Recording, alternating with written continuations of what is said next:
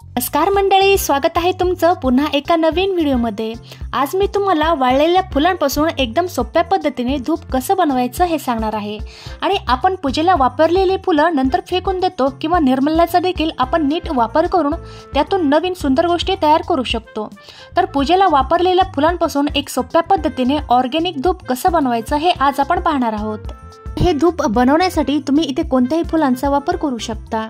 आता इथे मी पूजेसाठी थोड्याशा जास्त प्रमाणातच ही फुले आणलेली होती, पण ही ताजी फुलं आहेत। आता ही फुलं मी वाळून घेणार आहे, पण वाळवायच्या अगोदर या फुलांची देठं काढायची आहेत, म्हणजे देठापासून या फुलांच्या पाकळ्या मोकळ्या करून घ्यायच्या आहेत। या फुलांच्या पाकळ्या उन्हामध्ये सुकून घ्यायच्या आहेत। आता बाजारातून आणलेल्या धुपामध्ये केमिकल्स असण्याची भरपूर दाट शक्यता असते, जे आपल्या आरोग्याच्या दृष्टीने देखील चांगले नाही। तर या पूजेला वापरलेल्या फुलांपासून आपण खूप कमी वेळेत हे घरच्या घरी सुगंधित धूप बनवू शकतो। सणासुदीचे देखील दिवस चालू होत आहे आणि आपण रोज पूजेच्या वेळी या धुपाचा तर वापर करतोच, पण सणासुदीमध्ये याचा जास्तच वापर केला जातो। तर आता ही फुलं मी सुकवण्यासाठी उन्हामध्ये ठेवून देणार आहे। आता ही फुलं 1 ते 2 दिवसासाठी मस्त अशी मी सुकून घेतलेली आहेत। आता तुम्ही पाहू शकता गुलाबाच्या पाकळ्या व्यवस्थित अशा वाळलेल्या आहेत आणि झेंडूची फुलं देखील व्यवस्थित वाळली गेलेली आहेत। काय करायचं आहे, हे धूप बनवायच्या अगोदर फुलांचा वापर थोडासा शिल्लकच करायचा आहे। हे फुलं सुकवल्यानंतर याचं प्रमाण थोडंसं कमी होतं, त्यामुळे अगोदरच फुले थोड्याशा जास्त प्रमाणातच घ्यायची आहेत। आता या फुलांच्या पाकळ्या मी मिक्सरमध्ये टाकलेल्या आहेत आणि नंतर 9 ते 10 कापराच्या वड्या टाकायच्या आहेत। सोबतच 9 ते 10 लवंग टाकायचे आहेत। आता जे काही साहित्य घेणार आहोत ते अगदी आपल्या घरातलं आहे, तुम्हाला बाहेरून काहीही आणण्याची गरज नाही। घरातच असलेल्या उपलब्ध साहित्यामध्ये आपण हे सुगंधित धूप तयार करणार आहोत। आणि सोबतच 2 ते 3 तुकडे दालचिनीचे घेतलेले आहेत आणि 2 ते 3 तेजपत्त्याची पानं घ्यायची आहेत आणि नंतर थोड्याशा प्रमाणात इथे नारळाच्या शेंड्या घ्यायच्या आहेत।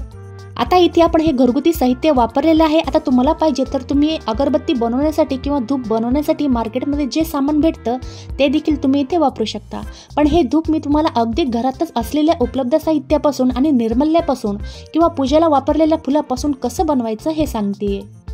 आता हे सर्व मिक्सरला बारीक फिरून घ्यायचं आणि हे सर्व साहित्य मिक्सरला फिरून घेतल्यानंतर एखाद्या चाळणीच्या सहाय्याने हे मिश्रण चाळून घ्यायचं आहे। यामुळे काय होईल, याच्यातली पावडर एकीकडे होईल आणि जे जाडसर कण राहिलेले आहेत ते वेगळे होतील। हे धूप बनवण्यासाठी आपल्याला इथे याची पावडरच पाहिजे आहे। जर तुम्ही जाड कण जर यामध्ये वापरले तर त्याचा व्यवस्थित गोळा तयार होत नाही, म्हणजे हे जास्त याची बाइंडिंग होत नाही। हा उरलेला जाडसर जो भाग राहिलेला आहे तो पुन्हा मिक्सरला तुम्ही फिरून याची पुन्हा बारीक पावडर तयार करू शकता, किंवा जर याची जास्त बारीक पावडर नाही झाली तर तुम्ही याचा आणखीन एक वापर करू शकता। जो राहिलेला जाडसर भाग आहे तुम्ही रोज काय करायचं, संध्याकाळी जरी एखाद्या वाटीमध्ये किंवा एखाद्या पंतीमध्ये हे जे उरलेलं साहित्य आहे ते यामुळे वाया जाणार नाही आणि याचा सुगंध देखील मस्त असा घरामध्ये दरवळतो आणि यामुळे संध्याकाळी घरामध्ये डास किंवा चिलटे माशा येणार नाहीत। याचा तुम्ही अशा पद्धतीने सदुपयोग करून घेऊ शकता। आता पावडरमध्ये देखील थोडेसे जाडसर कण राहिले पाहिजे नाहीत, ते देखील यामध्ये काढून घ्यायचे आहेत। आपल्याला हे धूप बनवण्यासाठी शक्यतो बारीक पावडरचाच वापर इथे करायचा आहे। याच्यामध्ये अंदाजे तेल आणि तूप टाकून याचा मस्त असा गोळा बनवून घ्यायचा आहे। तेलाचा आणि तुपाचा जास्त प्रमाण देखील यामध्ये ठेवू नका आणि जर हा गोळा बनवण्यास थोडीशी अडचण आली तर तुम्ही यामध्ये एखादा चमचा गव्हाचं पीठ टाकलं तरी चालेल, कारण की यामुळे याला चांगली मस्त अशी बाइंडिंग येईल। तुम्ही इथे पाहू शकता अंदाजे तुपाचा आणि तेलाचा वापर करून इथे मी हा गोळा तयार करून घेतलेला आहे। आता या गोळ्याचे छोटे छोटे गोळे घेऊन इथे धूप तयार करून घ्यायचं आहे आणि हे धूप बनवायला जास्त काही आपल्याला तुम्ही पाहू शकता वेळ लागलेला नाही आणि जे साहित्य आपण घेतलेलं आहे ते अगदी आपल्या घरातलं आहे। पहा, अशा प्रकारे याला धूपाचा आकार दिलेला आहे। सारख्याच प्रकारे सारख्याच आकाराचे गोळे घेऊन आणि सारख्याच आकाराचे इथे धूप तयार करून घ्यायचे आहेत। हे सर्व धूप तयार करून घेतल्यावर हे सर्व धूप उन्हामध्ये कडक 8 दिवस वाळवण्यास ठेवून द्यायचे आहेत आणि वाळल्यानंतर म्हणजेच कडक वाळल्यानंतर हे धूप आपले तयार होतात। तुम्ही पूजेला वापरलेल्या फुलांपासून आणि निर्मल्यापासून अशा प्रकारे हे सुगंधित धूप घरच्या घरी 5 मिनिटांमध्ये बनवू शकता आणि या धुपाच्या वापरामुळे डास देखील घरातून पळून जातील व घर कायम फ्रेश व सुगंधित राहील।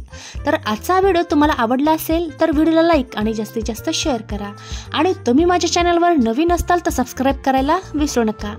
सोबतच बाजूला असलेलं बेल आयकॉन देखील प्रेस करा, जेणेकरून माझ्या येणाऱ्या नवीन व्हिडिओचं नोटिफिकेशन तुम्हाला भेटेल आणि सोबतच तुम्ही मला कोणत्या गावातून आणि कोणत्या शहरातून पाहता ते कमेंटमध्ये नक्कीच सांगा।